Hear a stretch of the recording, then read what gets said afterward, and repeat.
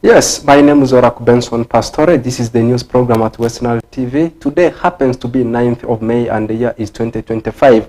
The month of May seems to be running at a terrible speed. That means we are only left with 22 days to wind up this particular month of May. But this is not the time for us to discuss about how very fast the month of May is running. It's actually what's happened around the world, the business of what has brought me in the studios of Western Television at this particular moment. As usual, we are going to commence everything with what's happening in the headlines, and then shortly I'll be bouncing back with the details of the news. Therefore, take a look at the headlines, shortly I'll be bouncing back. Coming up in the NILECAST news headlines tonight, A-level teachers in Western region oriented on new curriculum. Minister of Northern Uganda held for handling Executive Order number 3 in the district.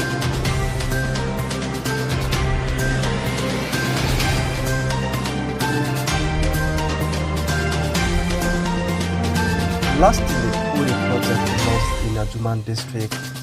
Details about this in NILECAST news.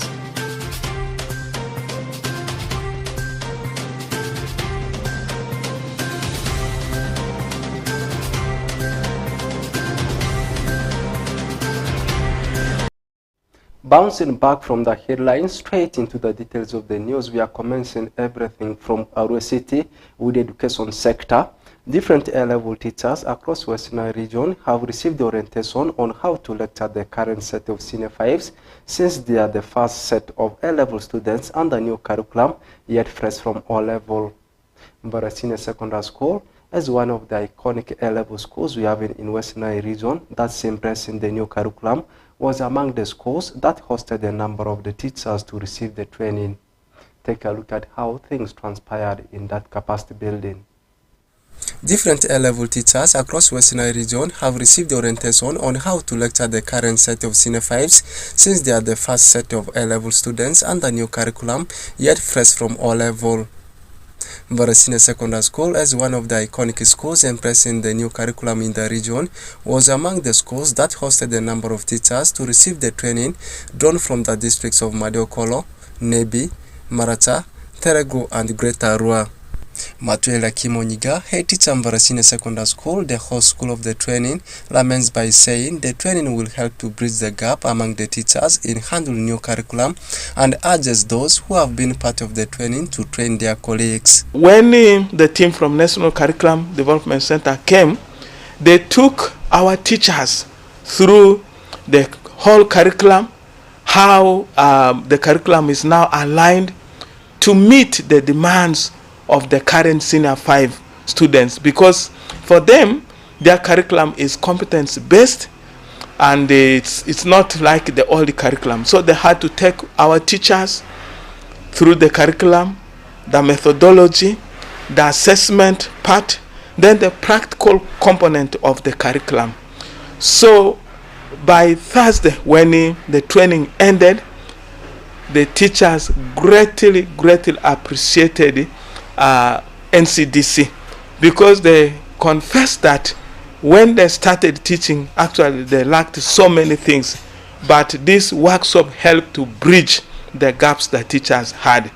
And we are very hopeful that the teachers who have been trained from the different districts of West Nile will go back and continue training their colleague teachers, because each school sent 5 participants. That means they could not train all the teachers in a school. Please, we want to encourage head teachers to ensure that they avail the little resources to ensure that these teachers who have been trained are able to, translate what they have learned in these 4 days. Some of the participants of the training have expressed their gratitude upon receiving the training, since they have been encountering some challenges before. This training is very important for senior 5, because these were students who transited from new curriculum from senior 1 to senior 4. Now that they have gone to senior 5 and they are doing new curriculum, and the best way of now teaching them is using new curriculum. they could not have to go using all the curriculum. Although this training has come late, but it's not very late. We have adjusted to it. We have learned a lot. I think schools send 5 people, 5 teachers per school, and these 5 teachers will go back and now go and teach the rest of the teachers, so that all of them will have capacity to teach Senior 5 and Senior 6 now using new curriculum method. It is true that the curriculum has come with a lot of challenges, yes, but it is a change we need to embrace. We cannot run away from it. We must accept the change, and we are going to adopt to it. I know that as we continue practicing as teachers, we need to be active and we need to continue reading and discovering a lot of things about the curriculum. Otherwise, it's a new change for the current Uganda. Salim Kumaket, Resident City Commissioner Arua City, encourages the teachers to embrace the new curriculum, much as they may encounter some challenges. I want to request that whatever change we're experiencing in the new curriculum, let us embrace it in good faith. There may be challenges in the school facilitating you, in enhancing you to transfer knowledge related to the new curriculum, but steer with the course. Don't veer off the lane. Your children will appreciate you when they have benefited from the knowledge transfer in as far as this new curriculum is concerned. It was 5 days training which commenced on 4th of May 2025, then climaxed on 8th of May 2025, organized by New Curriculum Development Center from Chambogo University. Orak Benson Pastore, compiling the story for Western Television NILECAST. Away from that story, now moving to Nebi District, discussing about economic status. State Minister for Northern Uganda, Honorable Dr. Kenneth Omona, has been held for championing Executive Order number 3 in Nebi District during the stakeholders' engagement with the ministers at Nebi District headquarters. The leaders said the executive orders can promote economic development and security. Alfred Zawok has given us details about that. The State Minister for Northern Uganda, Honorable Dr. Kenneth Omona, has been recognized for championing Executive Order number 3 in Nebi District, which likely aims to address specific regional issues of errant herdsmen across the district. During the stakeholders' engagement with the minister at Nebi District headquarters, the leaders say the executive order can promote economic development and security. Emmanuel Orombi, chairperson Nebi District, expressed gratitude to the minister for his timely engagement on the executive order to evict herdsmen in the district. Orombi noted that the engagement will yield good results as some sub-counties like Parombo, Alala and Kochwin have been greatly affected. Of a root health center 2 to health center 4 that you know very well. You have been here and this is your home. I don't need to explain the background, but you know in 2011 His Excellency promised that. The money has been coming on paper, but when you go on the system, it's not uploaded.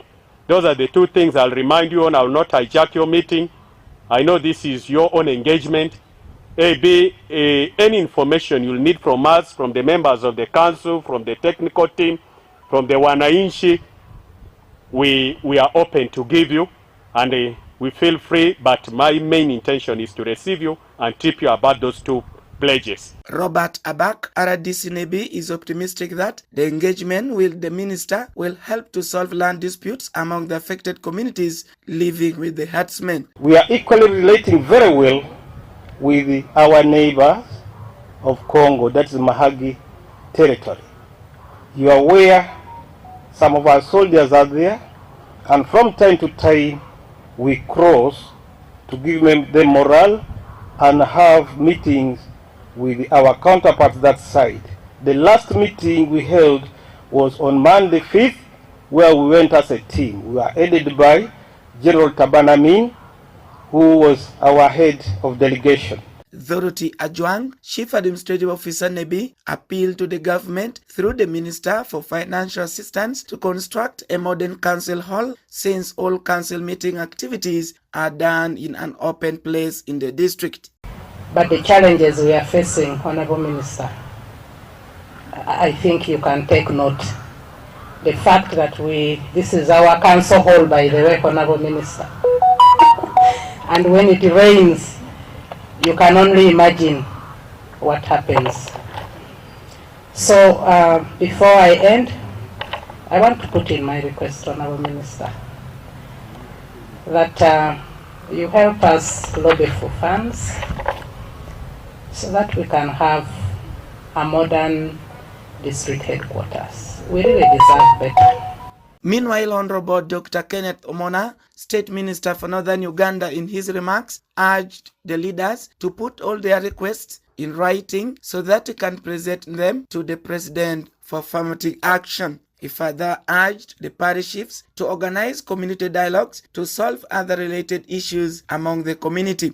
So we have proposed that the CAO coordinates barazas in every parish, because we have now appointed, I think, a parish chief in every parish. Also, all parishes now have parish chiefs. So we want the parish chiefs to be calling barazas. We want the parish chief to announce a place, choose a place in his parish which is free of charge. Either a school or a compound like this, where they are not going to charge him or her money, or a church, or under a big tree like that one, where people can gather and announce that on this day we are going to have a baraza for this parish of ours. You should just announce and invite everybody in that parish. Let people come and cow in that baraza. We want you to make sure that in that baraza the parish chief has somebody in charge of social services. I don't know who they are now at that level at the parish. Somebody who is in charge of production or extension in that parish or in that sub-county. And all these people can answer, including people in charge of PDM and so on and so forth. The minister's efforts in championing this order may lead to improved living standards, increased economic opportunities, and enhanced regional stability in northern Uganda. Alfred Jawok, Camilla Stansha, West Nile TV, NILECAST. Away from that particular story, now jetting to Adjumani district, Uri project has been launched in Adjumani district by Danish government through its embassy in the Republic of Uganda, with the major aims of empowering refugees and host communities through climate resilience and inclusive development. Fancy, together with Onzima Alan, compiles the story.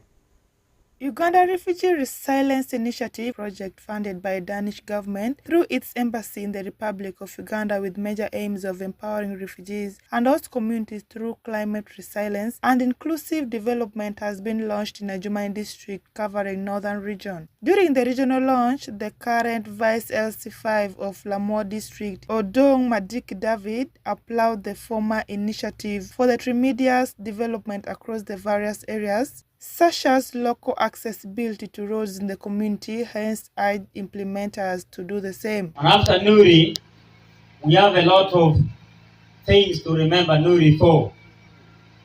We have access road that has been paved in our district, in our sub-counties, in our parishes.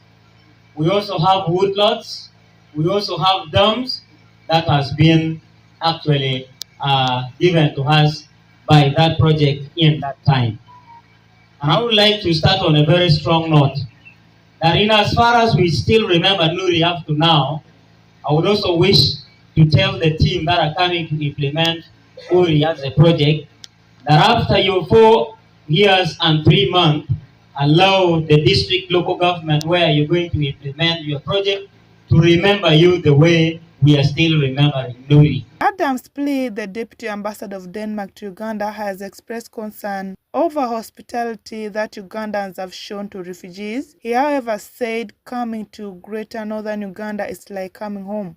Coming to Adjumani, that was like coming home for me, even if I haven't been here before. And even coming to northern Uganda. The history between northern Uganda and Denmark, as some of previous speakers alluded to, is long, it's close, and I think it makes me very proud to have a little part in that history, seeing the development, the infrastructure, the active business community thrive just less than 20 years from open conflict. That's impressive. That's something Uganda should be extremely proud of.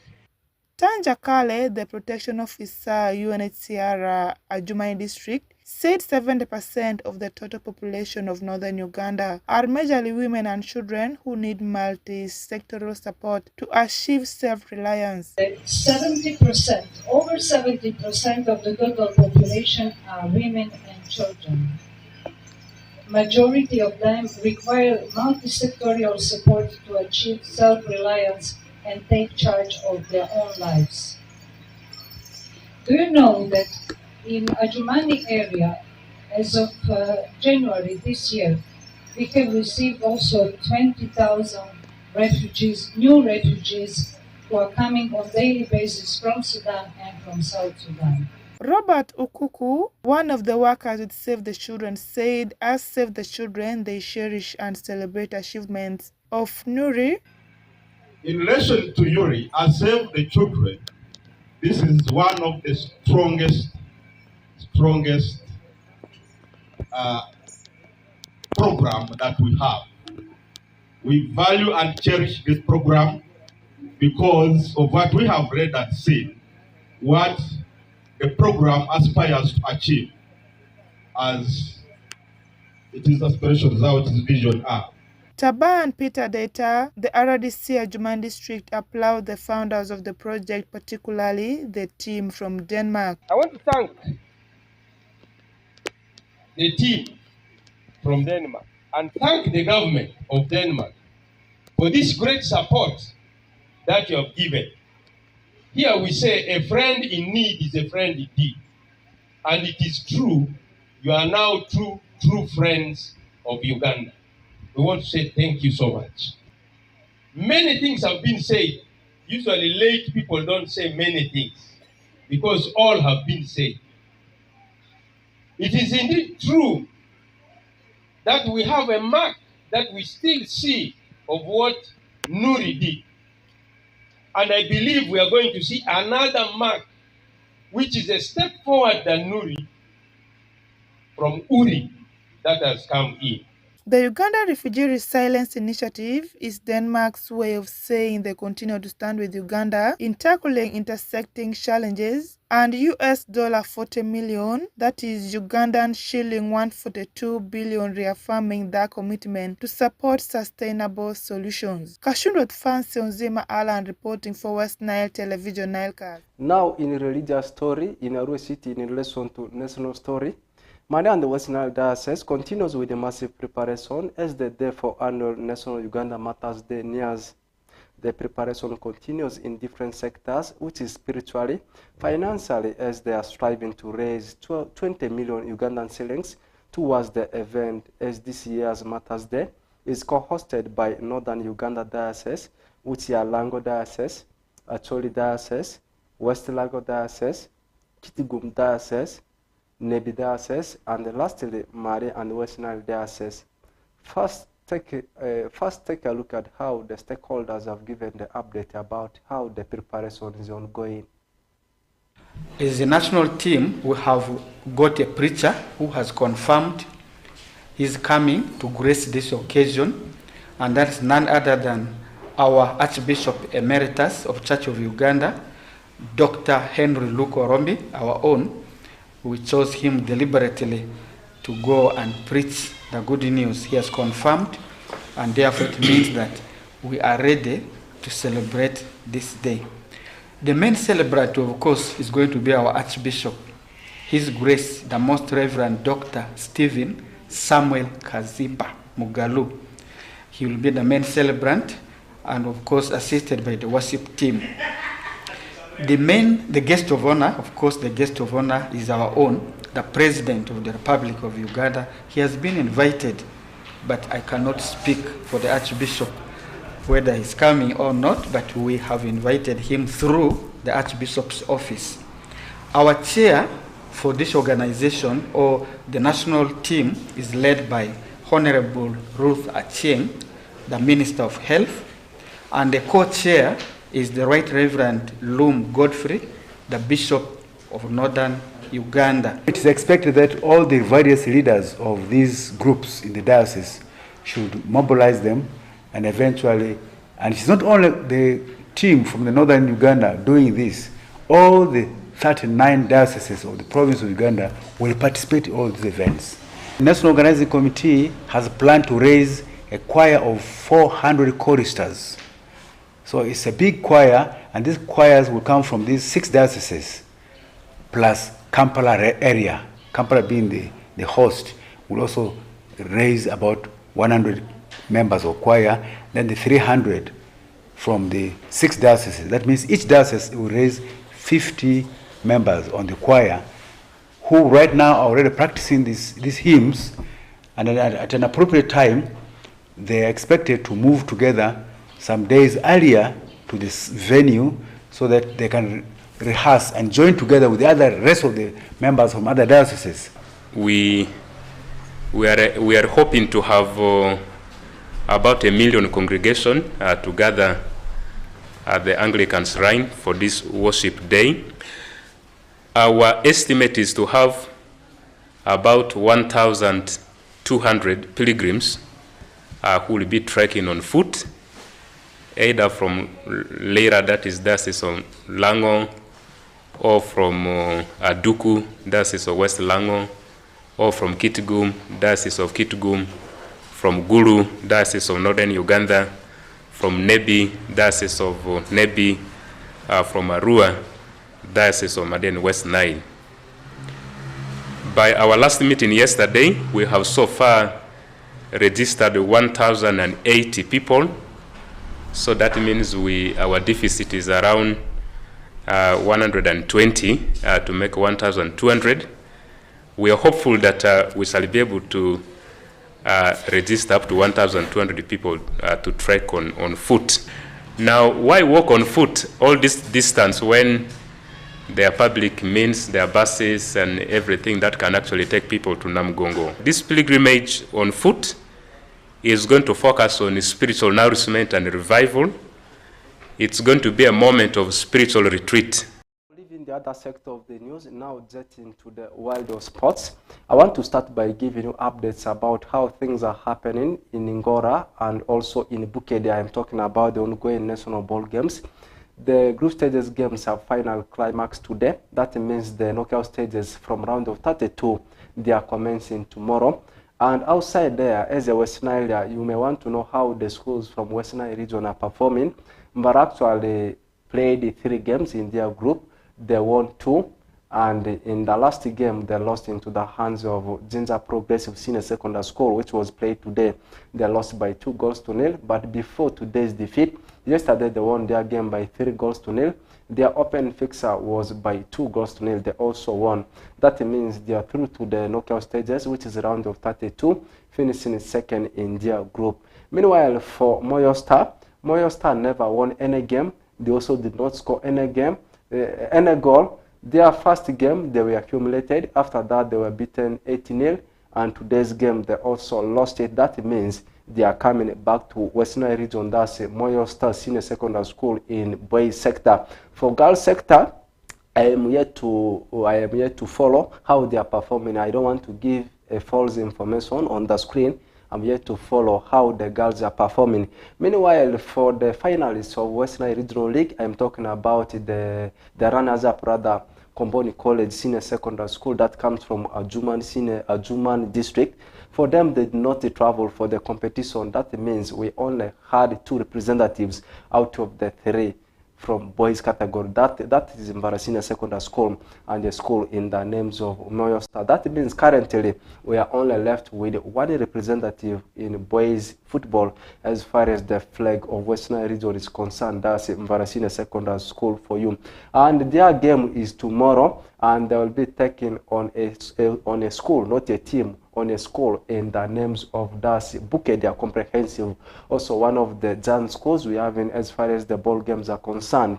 We are waiting to see how they will be passing that test. Whether they will fail it or else pass it is actually what we don't know, but tomorrow I'll be able to give you the update of the game. But the good thing is the game is going to be in the morning hours, either by 9 or is by 10 there. But in Africa, we don't follow time. They may say a game is commencing at 9, and that 9 may go up to 10. They may say a game is commencing at 10, and the 10 may go up to noon. But what I want to say is that game is going to be in the morning hours before clocking, that's midday. Away from that, let's go to Europe. And we talk about European night finals. For Champions League, it's already done and dusted. That means the teams have already gone to the finals. It's going to be between Inter Milan and the team of Paris Saint-Germain.